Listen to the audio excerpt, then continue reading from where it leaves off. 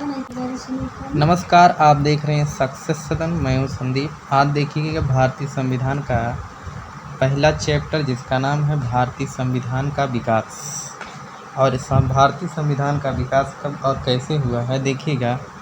यहाँ पे देखिएगा, पहले तो आया था रेगुलेटिंग एक्ट। रेगुलेटिंग एक्ट के तहत जो सर्वोच्च न्यायालय की स्थापना हुई, और ये रेगुलेटिंग एक्ट 1773 में आया।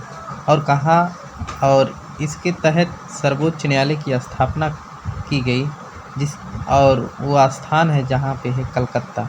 और कलकत्ता में सर्वोच्च न्यायालय की स्थापना 1774 ईस्वी में की गई थी। आइए देखिएगा, दूसरा क्वेश्चन पूछा जाता है, भारतीयों को भारत के प्रशासन में भाग लेने का अधिकार किस अधिनियम के द्वारा प्राप्त हुआ है? तो चार्टर एक्ट 1833 ईस्वी के द्वारा यह आपको प्राप्त हुआ। आगे देखिएगा, भारतीय विधान परिषद को बजट पर बहस करने की शक्ति किस अधिनियम द्वारा मिला है? तो किस अधिनियम द्वारा मिला है?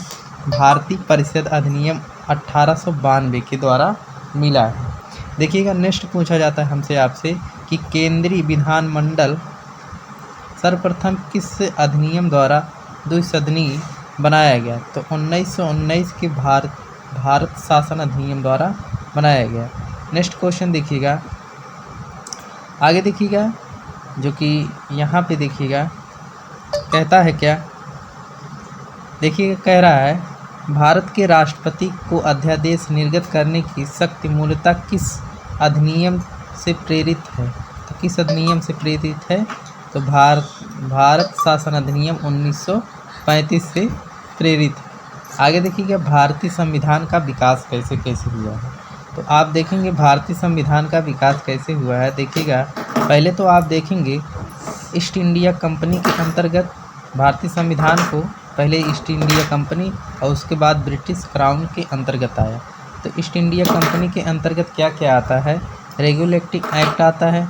रेगुलेटिंग एक्ट कब आया? 1773 ईस्वी में। उसके बाद ईस्ट इंडिया एक्ट आता है, कब आता है? 1784 ईस्वी में। उसके बाद चार्टर एक्ट आता है 1993 ईस्वी में। उसके बाद चार्टर एक्ट 1813 ईस्वी में आया। उसके बाद अगर आप देखेंगे, एक एक्ट और आता है जिसका नाम है चार्टर एक्ट 1833 आया। उसके बाद एक एक्ट आता है जिसका नाम है 1853, चार्टर एक्ट 1853 आया। उसके बाद देखिएगा, इसमें देखिए ब्रिटिश क्राउन के अंतर्गत क्या क्या आता है। भारतीय शासन अधिनियम 1858 आया। उसके बाद आया भारत परिषद अधिनियम 1861 आता है। उसके बाद भारत परिषद अधिनियम 1892 में आता है।